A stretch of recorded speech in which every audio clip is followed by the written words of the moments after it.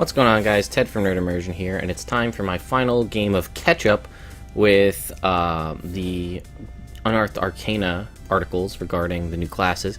So the fighter will be the last one where I'm actually playing catch-up. Once we hit Monday the 12th, that one will be brand new. That will be probably for monks, if going alphabetically is anything to go off of, which they have been so far.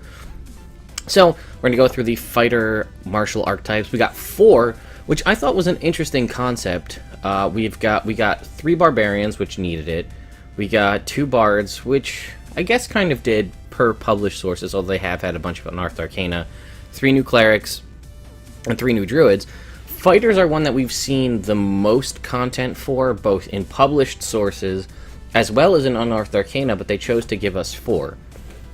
That being said, actually probably all 4 of these are some of the ones I've seen the most popular on DM's Guild. I've seen the most popular homebrewed. These are things that come up quite often from previous editions. Some of these were also in the D&D playtest. They were even feats that would let you sort of, like, there was an Arcane Archer feat that would let you get essentially similar to what happened, where you could channel a spell into an arrow and shoot it.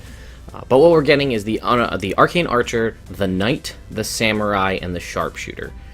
The last 3 all have like a similar ability at level 15, but for the most part I do think they are relatively unique enough to warrant you wanting to play them. I definitely really love the Arcane Archer and the Sharpshooter. They take me back to my old 3-5 days trying to build a crazy bow, ranger, or fighter, or what have you. I really like the look of those. Like I said, this will probably be coming out on the Monday, which means at some point later on today, the Unearthed Arcana for monks will be coming out, at which point I will try to promptly do a review on that so that we're up to date with everything. But without further ado, let us jump into this. So, first off, Arcane Archer. It's an archer with some arcane abilities. They can craft a magic arrow. That's kind of the crux of your ability here at level 3. Create magic arrow. As a bonus action on your turn, you create 1 magic arrow in your hand. The arrow lasts until the end of the turn or until it hits or misses its target. You can fire the arrow from a short or long bow, so those only. The arrow is a magic weapon that deals an additional 2d6 force damage on a hit. So that's whatever the base damage is, either a d6 or a d8 plus the modifier plus an additional 2d6 force. You have 2 uses of this feature, and you regain all expended uses when you finish a short or long rest. So twice per short rest, you can do an extra 2d6 force damage. Part of this feature is also Arcane Shot. When you gain this feature, you learn 2 Arcane Shot options of your choice. Below, we'll get to those in a bit. Whenever you create a magic arrow with this feature, you can apply the benefits of one of your Arcane Shot options to that arrow. You learn an additional Arcane Shot at 7, 10, 15, and 18. Also, you get Archer's Lore. You gain proficiency in 2 of the following skills: Arcana, Athletics, Nature, Perception, Stealth, and Survival. All very good skills. Would complement the fighter's 2 skills you already have, plus your background skills, plus potentially racial skills. At 7, this is just a really nice quality of life thing. As an action, you can conjure up to 20 non-magical arrows. They appear in your hand or in a container, such as a quiver, on your body. They last for 10 minutes or until you use this feature again, then they vanish. So, essentially, you never have to buy arrows, because at any point you can always conjure 20 as an action, and then you can always, if you're going to think you might get into combat, conjure 20 arrows. You've got 20. That should get you through most, or at least most relatively lengthy combat scenarios. At 15, 1 minute after expending your last use of Arcane Arrow, you regain 1 use of it. So you have 2 uses of it per short or long rest. Now, rather than waiting a short rest, you can get 1 back after a minute, or get 2 back after a short rest. And then Deadly Arrow, which is awesome. Your Arcane Arrow's bonus increases to 4d6 damage rather than 2d6. Then we have your Arcane Shots, which are things you can apply to your arrow. So, Beguiling Arrow. Your enchantment causes the magic arrow to temporarily beguile its target. Choose one of your allies within 30 feet of the target. If the arrow hits the target can't attack the chosen ally or include that ally in any harmful area of effects until the end of your next turn. The target ignores this effect if it is immune to the charmed condition. This effect also ends if the ally does any damage to the target. So this is really cool because it not only does the base damage, plus the force damage, it also does this ability. That's what that's what I'm understanding. I believe it's supposed to do both. So that's great because there's no save. It just works unless they're immune to the charmed condition. But it says they can't be targeted by a harmful AoE. So that means you potentially, if your group is partied up and you hit somebody and you're close to each other, and it's a fireball, they're going to really have to offset that fireball to not hit this person. The Brutebane arrow, if a creature is hit by the arrow, any bludgeoning, piercing, or slashing damage dealt by the creature's attacks is halved until the end of your next turn. Bursting arrow, if you hit a creature with this arrow, all creatures within 10 feet take 2d6 force damage. It doesn't say if that gets bumped up when you get the 4d6. I'm guessing probably not, but I might homebrew allow it to do so. Defending arrow, a creature hit by this arrow suffers disadvantage on the next attack roll it makes before the end of your next turn. Grasping arrow, the target hit by the arrow takes a -10 penalty to speed, and it takes 2d6 slashing damage if it moves 1 foot or more without teleporting. The target or any creature that can touch it can use its action, which is great, waste their action, to try and remove the brambles, which requires a DC 10 strength check, otherwise the bramble lasts for 1 minute. It's sort of like a ensnaring strike almost. Piercing arrow, when you attack with this arrow, it fires forward in a line that is 1 foot wide and 30 feet long. You make separate attacks using your arcane arrow against each creature in that line. Seeking arrow, as an action, you choose one creature you have seen in the past minute and make a ranged attack against it. The arrow flies around corners if necessary, and this attack ignores 3/4 cover, half cover, and disadvantage caused by the target being out of sight or being at long range. The target automatically misses if the target is out of the weapon's range or if there's no path large enough for the arrow to travel to the target. If the arrow hits its target, you know it, but you don't learn the target's location unless it's within your line of sight. And finally, shadow arrow. Until the end of your next turn, the target hit by this arrow can't see more than 30 feet away. I really like that because it shuts down their dark vision, but I also super like, put on my headphones, make sure you guys aren't hearing anything in the background. I also really like the idea of seeking arrow, of you just like running away and like looking over your shoulder and launching an arrow and still booking it the other direction, and the arrow will search out and find them. I think that that's really cool. So that's the Arcane Archer. Next up is the Knight. This is sort of your protector, armor, defender type character. So, level 3, born to saddle. Mounting or dismounting costs you only 5 feet of movement rather than half your speed. In addition, you have advantage on saving throws made to avoid falling off your mount.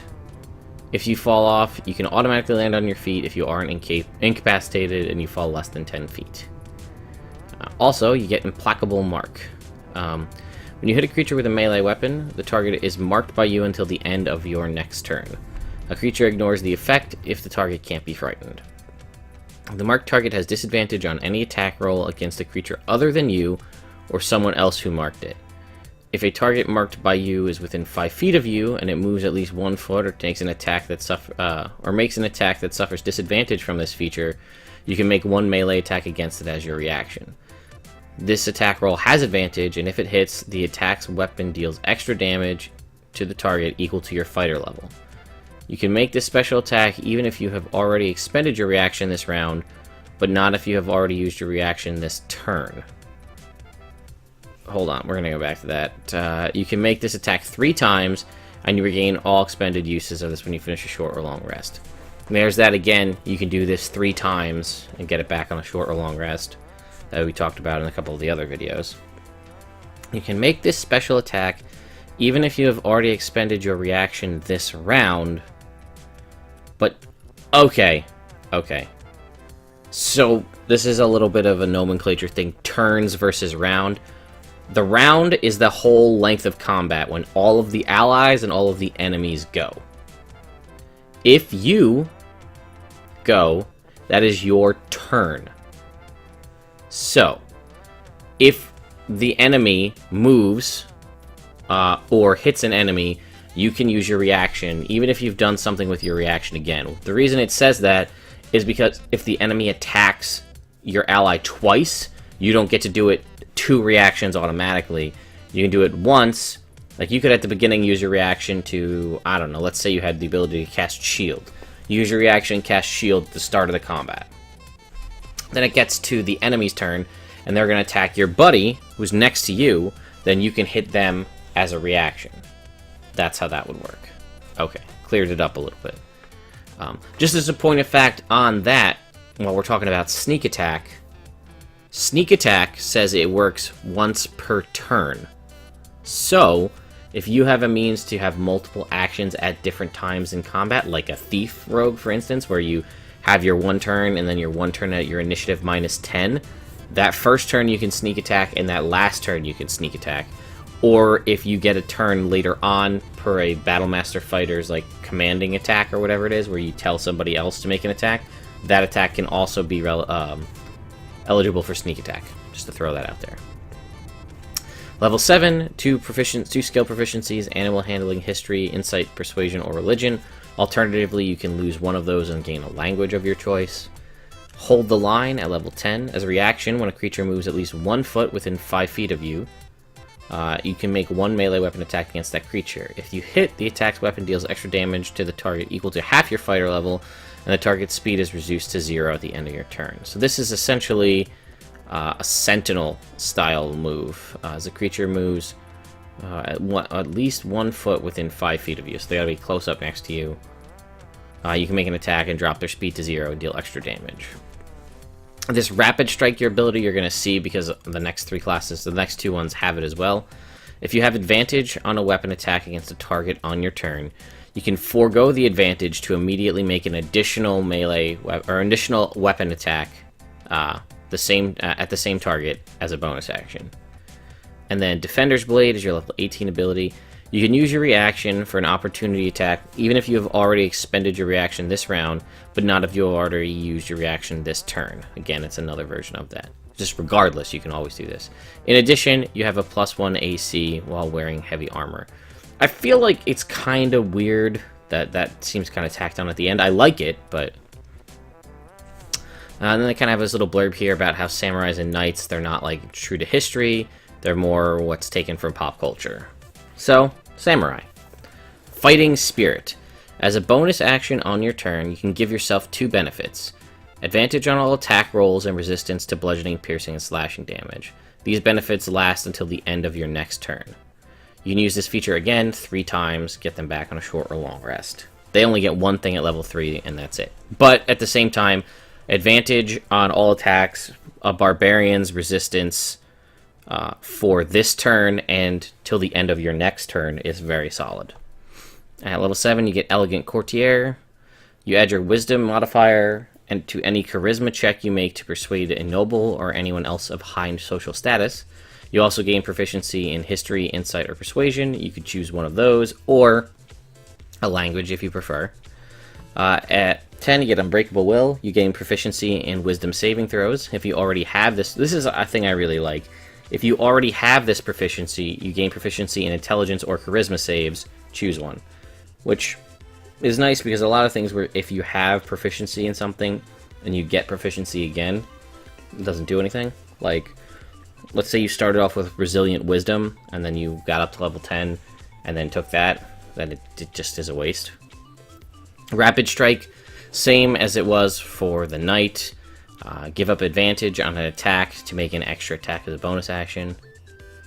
And starting at 18th level, you get Strength Before Death. If you take damage that would reduce you to 0 hit points, you can delay that damage and immediately take a bonus turn, interrupting the current turn. You don't take the damage until the bonus turn ends. It is possible to do things such as gaining resistance that change how much of that damage you take. Once you use this feature, you can't use it again to finish a long rest. So you can get extra. That's a full turn, so that's all of your attacks, that's your bonus action, all of those things. And lastly is Sharpshooter, another one that's probably one of my favorites. We'll talk about how crazy you can do damage once we get to the end of it. So, as a bonus action on your turn, you can take careful aim at a creature you can see that is within range of a ranged weapon you're wielding. Until the end of this turn, your ranged attacks with that weapon gain 2 benefits against the target. Your attacks ignore 1/2 and 3/4 cover. On each hit, the target deals additional, or the weapon deals additional damage equal to 2 Oh, I'm sorry, it's plus half your fighter level. Then it won't be as good as I thought it was. 2 plus half your fighter level. You can use this feature 3 times, and you get it back on a short or long rest. At 7, you can take the search action as a bonus action. For those of you who are unfamiliar, making a perception check to look for something in combat is technically an action. This lets you do it as a bonus. You also gain proficiency in perception, investigation, or survival, your choice. At 10, making a ranged attack roll within 5 feet of an enemy does not impose disadvantage on the roll. In addition, if you hit a creature within 5 feet of you with a ranged attack on your turn, that creature can't take reactions until the end of its next turn. Or to the end of this turn, rather. Which, again, another great way to shoot somebody when they're right up close to you and then just back away without getting hit with the opportunity attack. Rapid Strike, again, give up advantage on attack to make another attack as a bonus action. And Snapshot, at level 18, if you take the attack action on your first turn of combat, you can make 1 additional ranged weapon attack as part of that action. So, if it's the first round of combat, and you're a 20th level fighter, and you're a sharpshooter, and you get the drop on somebody, actually it doesn't even have to, you have the first round of combat, you can go ahead and use your bonus action to do this, ignore half and 3/4 cover, and deal an additional 12 damage per hit. If you had, 12 damage per hit, if you use your attack action on the first turn, so that's 4 attacks as a 20th level fighter, plus this 1 extra one from Snapshot, each one of those attacks doing an extra 12 damage. And you could take Action Surge, which at that start of that turn as well, which would add another 4 attacks to your list. So that's 9 attacks, each one all doing an extra 12 damage each. That's just that damage from the class alone. We'll do a little bit of math here. 9 times 12 is 108 damage just from that, not including the probable 45 damage from your 20 dexterity bonus, not including probably at least a +1 bonus from each magic, from a magic weapon, which I assume you'd have at least a +1 bow at level 20, so that's another 9 damage. Plus, so what do we say, 108, right? Let me do the math here real quick. Plus 45, plus 9. Let's assume you rolled a 1 on all of those d8s. That's another 9. That's 171 damage right there. Not including anything extra if you have any access to spells, if you have a special bow that does any extra kind of damage. Also, this doesn't take into account if you had the Sharpshooter feat as well, which you could take to then subtract 5 from each one of those hits to add 10 to the damage. Not saying that you would, and not saying that you would hit with all those, but if you did, you could do 261 points of damage to a singular creature in the opening round of combat.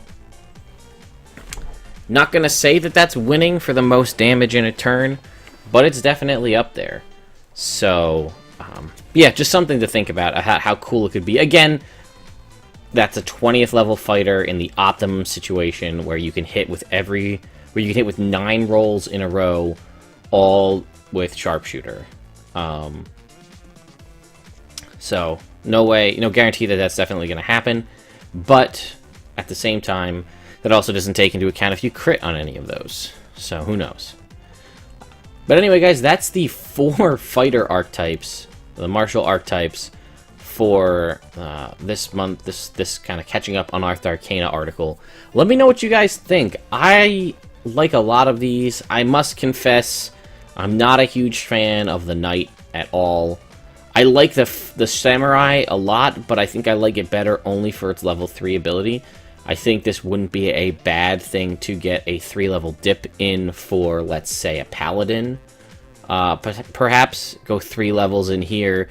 That way, 3 times per short rest, you can give yourself advantage on all attacks and resistance to bludgeoning, piercing, and slashing damage for the current turn and the next turn. That sort of beats out, doesn't necessarily beat out a Vengeance Paladin's Vow of Enmity, but it works on all attacks, not just attacks against a singular creature. And there's nothing stopping you. That's just your bonus action, which Paladins don't have a lot of use for. So you could use that 3 turns in a row and get that for, what was that, 6 turns? 2, 4, yeah, 6 turns. So that it could be most combats if you have resistance to most damage, you know, most of the base damage that creatures deal, as well as advantage on all those attacks. I really like that. I also think you could work out a cool build with a Paladin Samurai. I feel like it could kind of work depending on what you use. I guess I wouldn't ever go Oath of the Crown because I don't think it's a very good Paladin oath. But Oath of the Crown / Samurai kind of makes thematic sense. But again, for a 3-level fighter dip, you could do quite a bit with Samurai. But I still think, for me, Arcane Archer and Sharpshooter. I like Sharpshooter a lot, but you are a super one-trick pony with that. Like, you're gonna need either some really cool magic items, or making a really good roll really good stats and start taking feats that are interesting, like Magic Initiate, or something like that to make use of this. I feel like you'd get pretty bored if all you're doing is just plinking away at people. Granted, you're gonna do a crap ton of damage and could down people from really far away, but I feel like it might get a little boring. Unless that's what you like, but I feel like Arcane Archer probably wins for my personal pick as the most versatile. It's still a fighter, so you still get things like Action Surge, Second Wind, Indomitable, and all the extra feats, which is nice, and the extra attacks. But you kind of get this magic. It's not as in-depth magic as, say, an Eldritch Knight is, but it's cool enough where if you really want to just stick with that Archer archetype, I think it does pretty well. So, anyway, guys, I'm curious to know what you think. Let me know in the comments below. I hope you enjoy the last little bits of your weekend here, or I guess the start of your week by the time you see this. And I'll see you next time.